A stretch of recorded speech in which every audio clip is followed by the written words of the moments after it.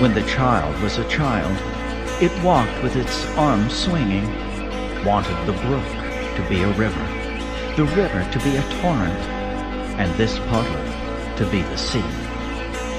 When the child was a child, it didn't know that it was a child.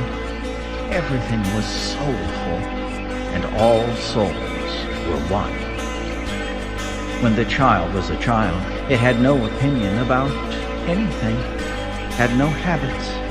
It often sat cross-legged, took off running, had a cowlick in its hair, and made no faces when photographed. When the child was a child, it was the time for these questions. Why am I me? And why not you? Why am I here? And why not there? When did time begin? And where does space end? Is life under the sun not just a dream? Is what I see and hear and smell not just an illusion of a world before the world? Given the facts of evil and people, does evil really exist? How can it be that I, who I am, didn't exist before I came to be? And that someday I, who am I, will no longer be who I am. It had visualized a clear image of paradise, and now can at most guess, could not conceive of nothingness, and shudders today at the thought. When the child was a child, it was enough for it to eat an apple, bread, and so it is even now.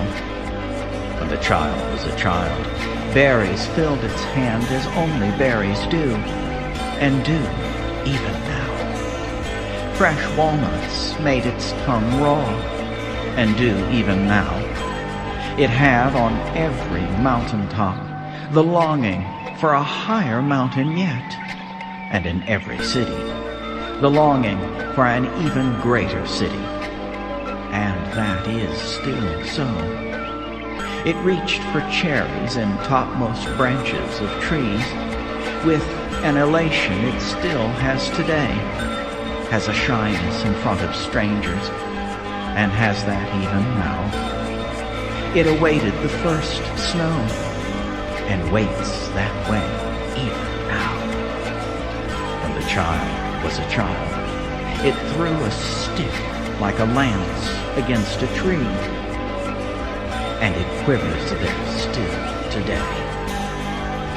Peter Haggard.